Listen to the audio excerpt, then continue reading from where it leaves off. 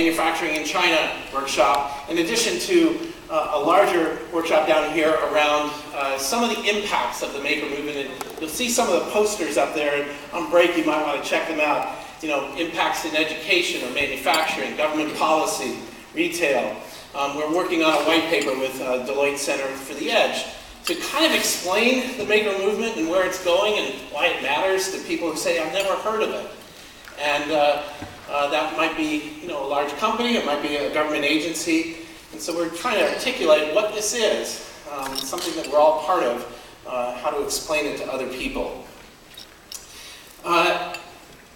So today, after this keynote, we'll be breaking into tracks. Last year we had one track, which was sort of the business of making. We still have that track. That will take place here in this room.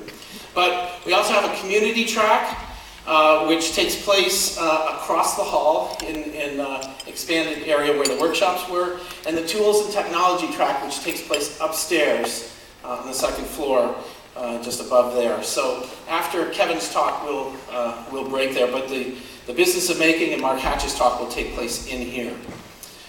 A couple of just housekeeping things. I'd like to thank Vicki Welsh and Suzanne Houston for organizing all of MakerCon. Suzanne's in the back. Thank you.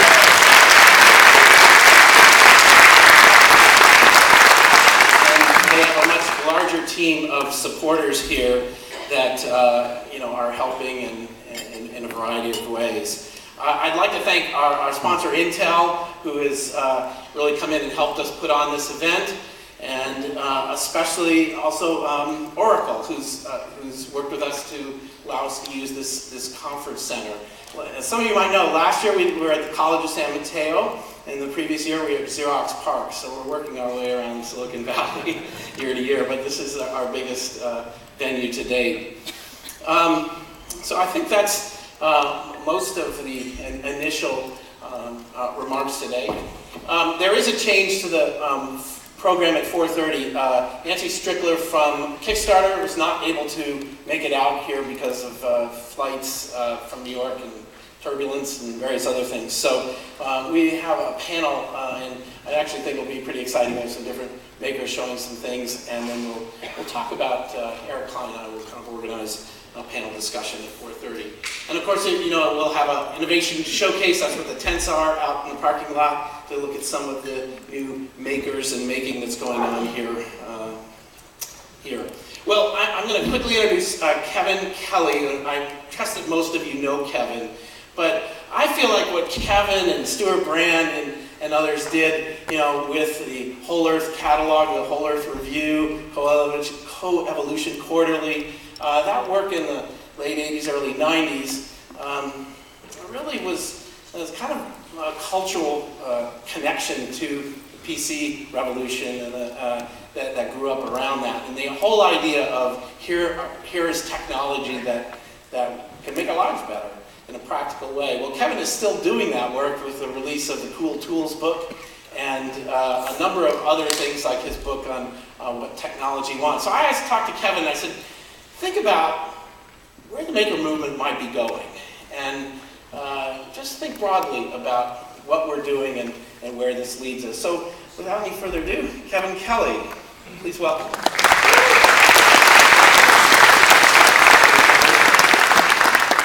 Thanks.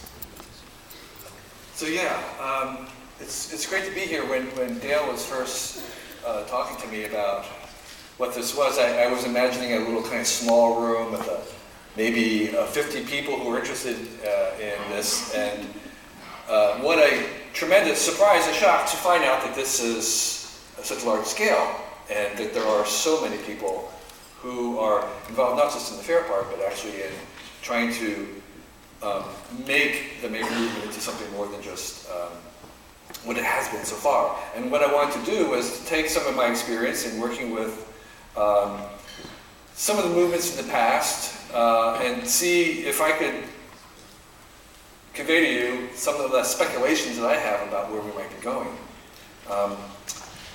So if I could have the slides, there they are.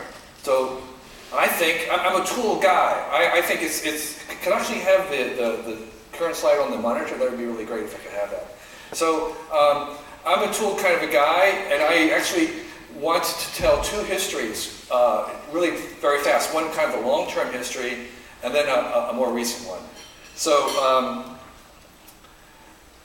that long-term one is the history of tools. And so I think it was Freeman Dyson who said that most revolutions begin with new tools.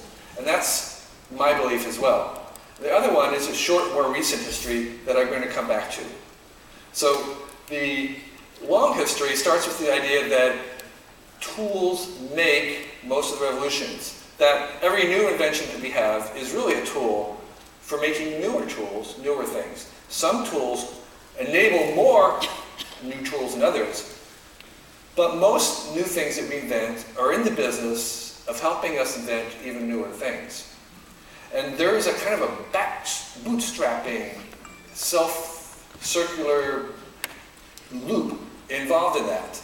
And a favorite example for me of that is this guy who figured out how to bootstrap his own workshop. So he began by collecting metal, melting it up, making a lathe, and using the lathe to make a drill press, and using the drill on the lathe to make the saw. And he, by making his own tools, bootstrapped up and made a whole workshop. And there was actually a case in World War II where some prisoners of war behind the Japanese lines, I think it was in Burma, if I'm not mistaken, actually did the same kind of thing, where they actually were able to steal enough little parts to make a little tiny lathe, and they used that lathe to make other tools, and they made a whole workshop underground. The idea of bootstrapping is kind of what we're doing with all the tools that we make and invent. We are using them to kind of make progress. And I like to look at the world through the eyes of tools, because when we make a new tool, we make a new way of seeing. So when we invented lenses, hundreds and hundreds of years ago, the first lenses opened up worlds that we didn't even know about. So we have, of course, things like the microscope, and that's the actual size of Little Hope's microscope. That's the first microscope, that's the size it was. A little tiny thing, a very tiny lens.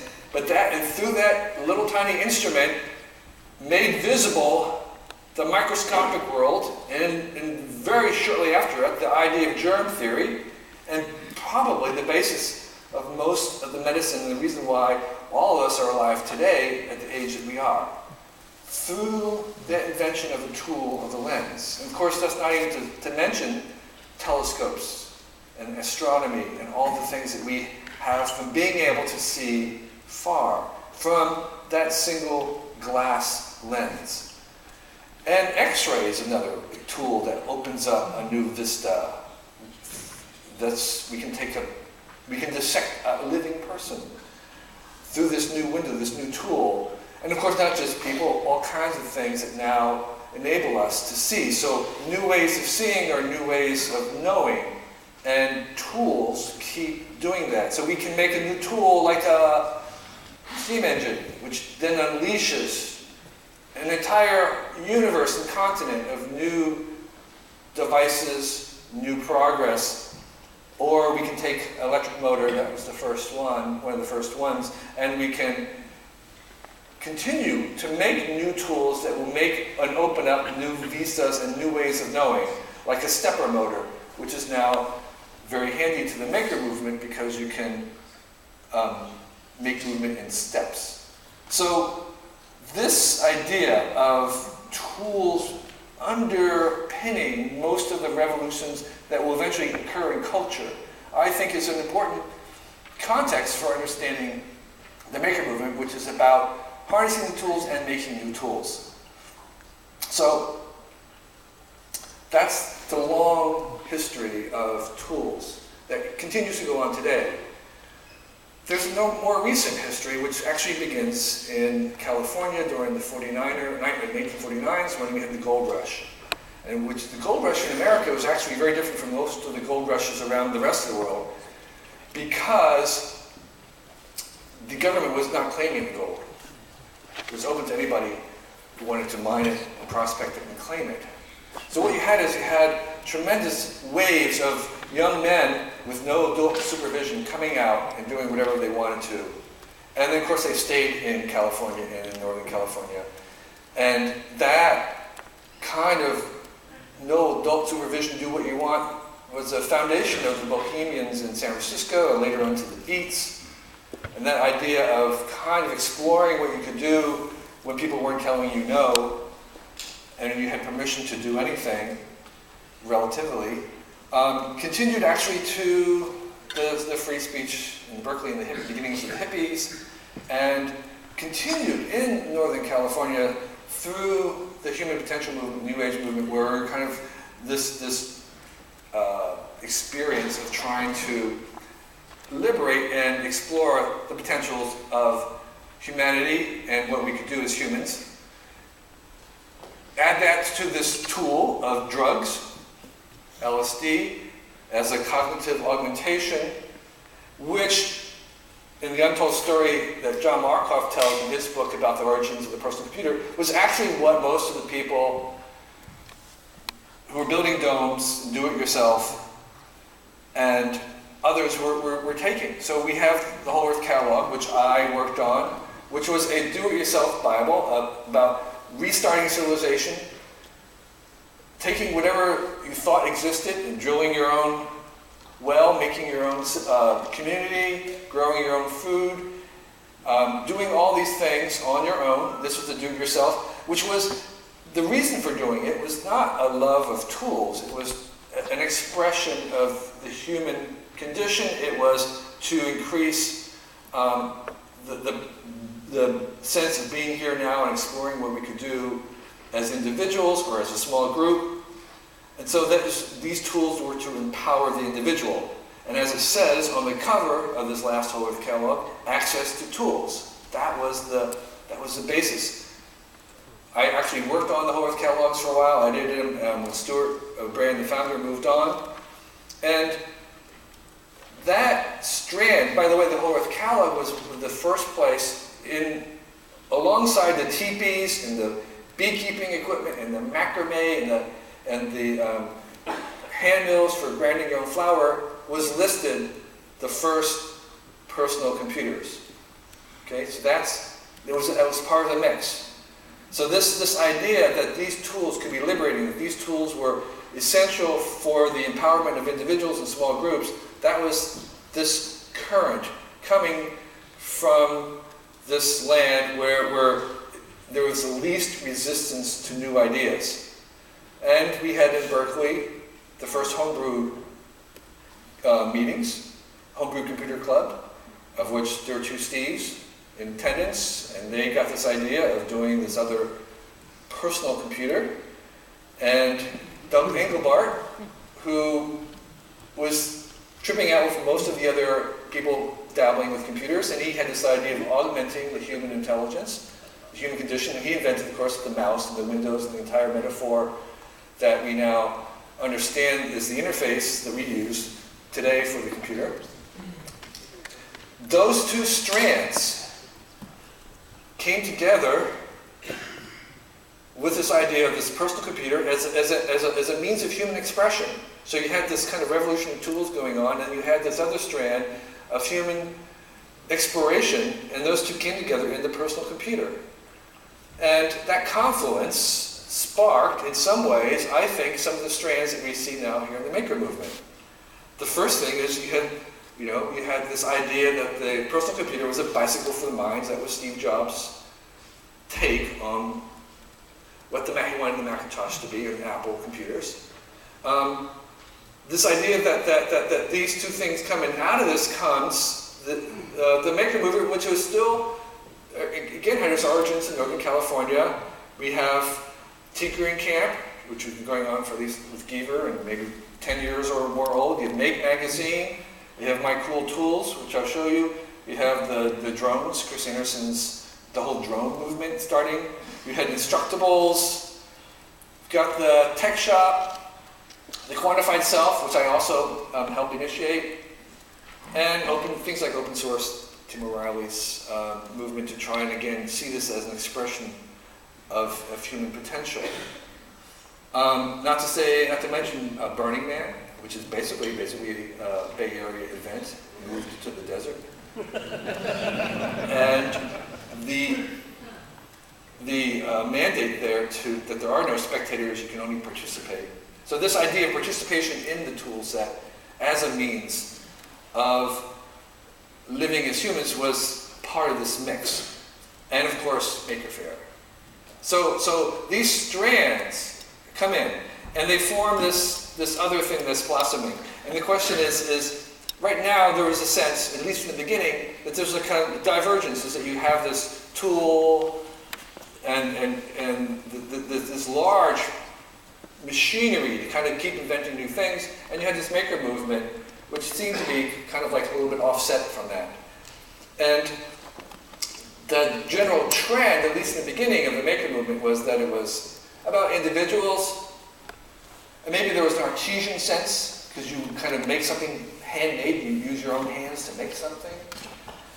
And it was kind of, again, an extension of self-expression, that it could be you, that you could personalize it. It was a sense of who you were. There was also a little bit of a sense of it being virtuous. It was good to do, it made you a better person. You were a better person if you were a maker. And even a little bit of the heroic. But that was a strand that kind of continued all the way through from the hippies and the whole earth catalog and cool tools. And the question really is, it's part of the do-it-yourself, and why? I mean, why do people do it yourself? I think there's kind of three reasons why people do things themselves.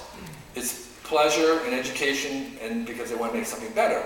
So the pleasure part, people make things oftentimes just because they want to make it, because they enjoy it. And it's not new. I mean, if you look at popular mechanics from the 50s and stuff, people were making things. There was a do-it-yourself movement. It was in full flourish then. I mean, some of these projects, they were taken from the pages of, there's actually a way to Photoshop without Photoshop. You take photographs and you kind of cut things out. It was a Photoshopping tutorial. There was design for doing a cup holder in your car. You know, you had to make your own cup holder. So the idea of doing it yourself, of making things, is nothing new. So what's new with this movement? And I think what's new right now, that there's a bunch of new technologies that actually kind of amplify something that has been going on for a while and has pushed it in a certain direction. And there's a long list of things, from just the general cost of tools like a lathe or a saw or a drill press being relatively, in terms of cost, normalized dollars, it being cheaper than it has ever been. I mean, if you were going out on Craigslist or garage sales, you can get incredible machinery for very little. So you can get tools that were not available to anybody except the really die-hard hobbyists long before. You have online material sources. So it's hard to it's hard to appreciate how difficult it was to find a material before the web. If you wanted to find a piece of Teflon that was 4 by 4 inches and this thick, how would you find it if there was no web? It was incredibly difficult. Next day delivery on top of that, with Amazon or McMaster's, this amplifies that power of being able to find things and have them appear at your doorstep the next morning or in 2 days. Incredibly powerful. The idea of being able to search for a user manual or operating manual, spec sheets on whatever it is that you're looking for, and being able to find them. Again, this was knowledge and information that was simply unavailable to the hobbyists in the 50s. And instructionals from things that are written to YouTube videos. There's nothing that you can't find on YouTube in terms of understanding and having someone show you how to do things. That influence and that impact is immense in this world. And then we have 3D file share, like Thingiverse or other places where you can take someone's work and you can actually build upon it. And finally, you have the other end of it, of where you might sell something, again, not available before, and crowdfunding, which we'll get back to. All these things completely change the landscape of that kind of hobbyist, do-it-yourself movement and amplifying it and enlarging it and expanding it into something that was extremely powerful, extremely effective, and I think very meaningful. The question is about this is, where does it go from here? And that's what I want to spend a few minutes talking about. So I'm going to suggest there's three brief scenarios. One of the scenarios is that it continues to be kind of slightly outside the rest of the manufacturing business. And the other one, is, of course, is where it maybe takes over most of what we do, that the maker methods and techniques and philosophy and perspective or sensibility becomes a dominant one. And the third one is where it becomes basically swallowed by, or only remains a small part of a larger process. You could also think of these three scenarios as actually maybe three phases of what we've seen in the maker movement so far. The first one is sort of this zero to maker, where it's making people who are kind of on the margins and doing things for themselves, and it's separate from really what happens outside. The other one is this maker to maker movement, where it becomes something where it's like user-generated content. It becomes the main event, which was a surprise for us in the web, where most of the material on the web is being generated by other people on the web. Well, and the last one is, you can think of these professional making, where the professional makers come to dominate the landscape. So let me just kind of run through those three things. So in this first one, we're making, and the maker movement remains basically a primarily the tools for people who don't normally or have not normally thought of themselves as makers, and these tools become so easy to use that even if they're not aware of it, they begin to do these kinds of things. Yet those tools are not necessarily what the rest of the environment is being made with. So they're kind of a separate. So you have this sort of separate set of language, tools, conventions, understanding, and yet and there's a kind of a distinction or division between how things are really being made elsewhere. That has been kind of the way we have been so far, in the sense that if you want to make one or two of something, there's a whole different dynamic than if you want to make 10,000 of them. I mean, the processes are completely separate. There's no continuity between those two. So it's possible that the technology as we go along will remain. There will always be some kind of a gap or a gulf between making only a few things and making a lot of things. And that would mean that then this culture, in some senses, this movement would continue to remain diverted, separate in some senses. That the artesian handmade part will remain, and you would making 1, 2, maybe 10 of something. But if you want, then there would be a huge gap, and then you have to make 10,000 of them, or 1,000 of them, or more, and not much in between. So that's a possible. I don't know which way. There's evidence that could go. I don't think that's the way it's going to go. I think a second scenario is the maker style takes over. So this is just an example of a mobile factory that's all the tools for making whatever you want is crammed into one container, which is shipped to the front in a war, and they actually are able to almost make anything in a space that big. And so it's a very ingenious way to have a workshop that can actually make anything on a war front, using many of the tools that have been devised and invented in this movement. If that worked, what we would expect to see is scale-free manufacturing. Okay, so what that means is that just like you can have a server for your web host, that your server can accommodate 2 people, 10 people, or 1 million people, because if it's on the cloud, because it's scaling up. You don't have to shift over to a different platform. Your user sees the same thing. So they're not aware of the scaling. So you can scale very easily through from the start to wherever you want to go. That's the dream. And we see some industries or some artifacts where that's possible now, like say in making a book. You can almost make one copy of the book, you can make 10 copies, you can make 100 copies, you can make 1,000 copies. And it's almost indistinguishable, and soon you won't even have to change platforms. That was not true even 10 or 15 years ago, where there was a huge division between making one copy of a book and making 1,000. So that kind of scale-free is very important. Rapid prototyping can continue to increase the tools become more common. So what we'd see is that we would increase in having the ability to make prototypes of one, and those tools for making those and the prototypes to make would become better. That would be part of this world. We would, in this world, expect to, if it went in this direction, we would need to see continue reform in the patent and copyright because of the necessity to share what one person learns faster than the copyright terms now give us.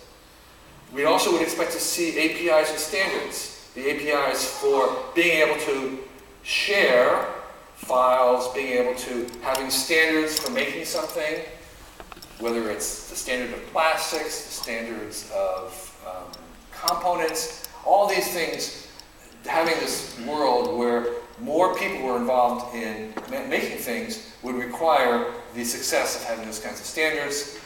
We would have databases, again, of existing things. Anything that you make would go into the database. You'd have a full description of it. That would mean that people who are in part of this would voluntarily submit their specs into the database.